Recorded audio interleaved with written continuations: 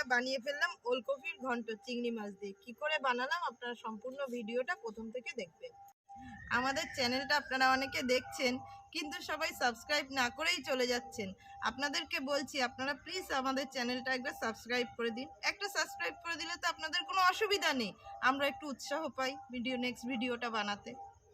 আজকে আমি নিয়েছি একটা বড় সাইজের ওলকপি, একটা টমেটো, 4টে কাঁচা লঙ্কা চিড়ে রাখা হয়েছে, আর এখানে ছোট সাইজের চিংড়ি 100 গ্রাম আছে। আর এখানে মশলায় আমি নিয়েছি জিরের গুঁড়ো, চিনি, হলুদ, নুন, আর এখানে গোটা সাদা জিরে আছে, আর 2টো শুকনো লঙ্কা আছে, আর সর্ষের তেল। এটা এরকম খোসা ছাড়িয়ে নিয়েছি, এবার এটা দিয়ে গ্রেট করে নেব।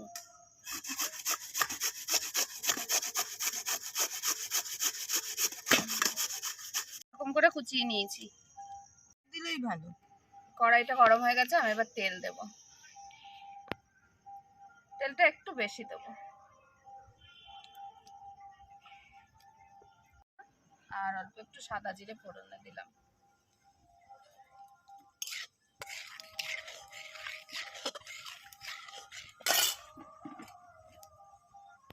আমি তেলের মধ্যে চিংড়ি মাছটা একটু দিয়ে দিচ্ছি।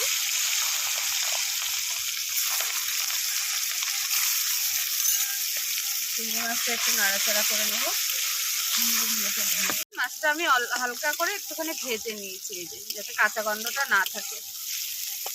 এবার আমি এই ওলকপিটা দিয়ে দেবো।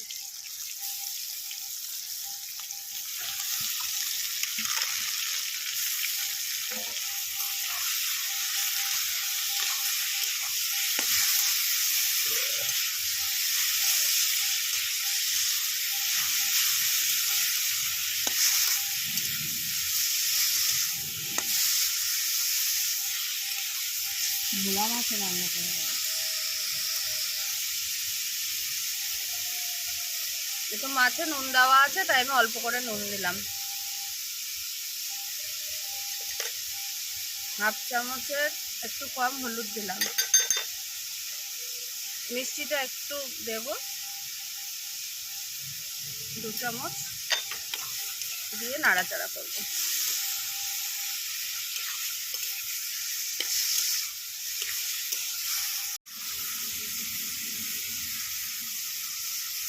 এবার এটার মধ্যে আমি টমেটো আর কাঁচা লঙ্কাটা দিয়ে দেবো, দিয়ে একটু ঢাকা দিয়ে দেবো।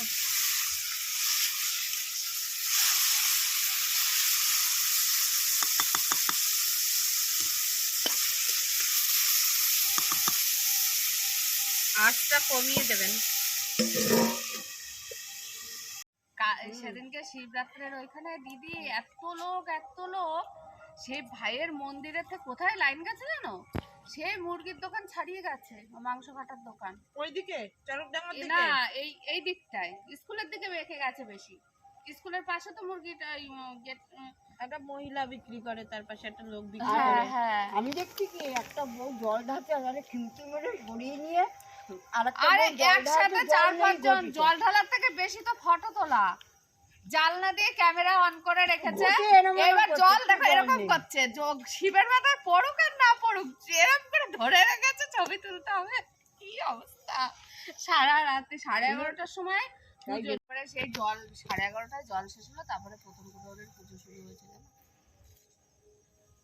কি অবস্থা! ওর জন্যই লেট হয়েছে, না হলে আমরা যে 2 বছর আমিও ছিলাম তখন তো 5টা 5:30টার মধ্যে পুজো শেষ হয়ে গেল না।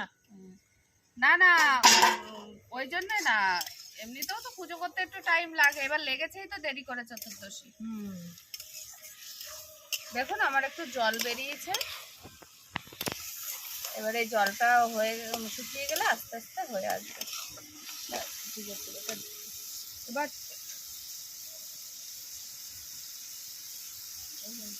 এর মধ্যে আমি এই ছোট চামচের 1 চামচ জিরের গুঁড়োটা দিয়ে দেবো।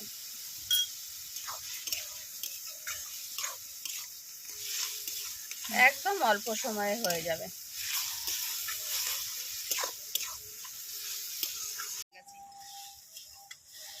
এবার বেলপাতা নিয়ে যাও।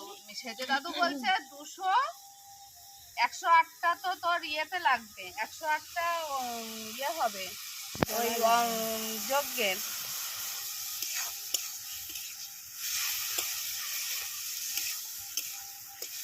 একশো আটটা হলো ইয়ের লাগবে,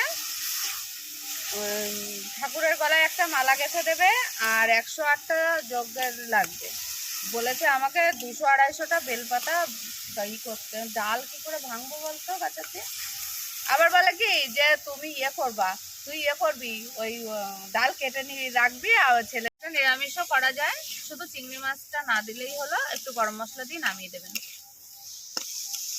দেখুন আমার এই ঘন্টটা হয়ে গেছে।